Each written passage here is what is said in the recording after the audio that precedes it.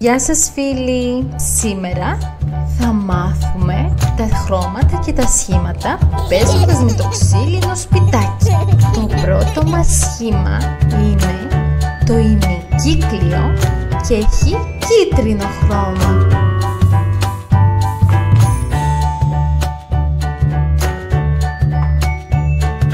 Το επόμενο είναι το τρίγωνο και έχει ροζ χρώμα.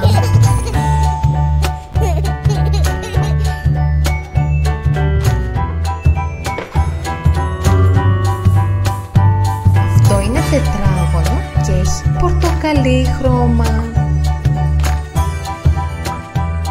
Και το τελευταίο είναι ο κύκλος και έχει μπλε χρώμα. Θα με βοηθήσει να τα βάλουμε στο σπιτάκι? Τέλεια! Ας ξεκινήσουμε.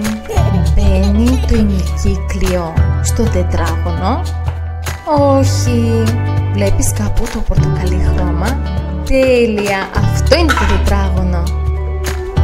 Το επόμενο είναι το τρίγωνο. Μπαίνει ο κύκλος? Όχι! Μήπως το τετράγωνο? Όχι! Βλέπεις κάπου το ροζ που έχει σχήμα τρίγωνο? Μπράβο! Το ημικύκλιο το βλέπεις κάπου? Τέλεια! Το ημικύκλιο είναι δύσκολο σχήμα και μπορεί να δυσκολευτείς να το βάλεις όπως δυσκολεύομαι και εγώ. Αλλά μην τα παρατάς. Πρέπει να δεις πώς είναι το σχήμα σωστά και να γυρίσεις το αντικείμενό σου έτσι ώστε να είναι το ίδιο. Τέλεια! Μας έμεινε ο κύκλος. Βλέπεις κάπου το κύκλο?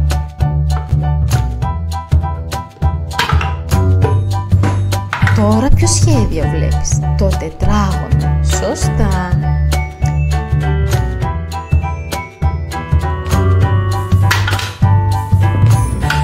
Εδώ θυμάσαι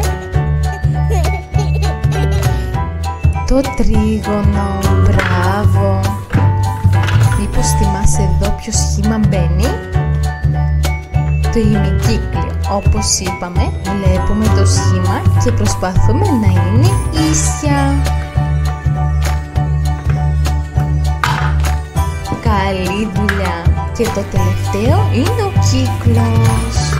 Είναι εύκολος. Μπράβο παιδιά! Ευχαριστούμε που ήσασταν μαζί μας και σήμερα. Θα τα πούμε σύντομα. Bye bye!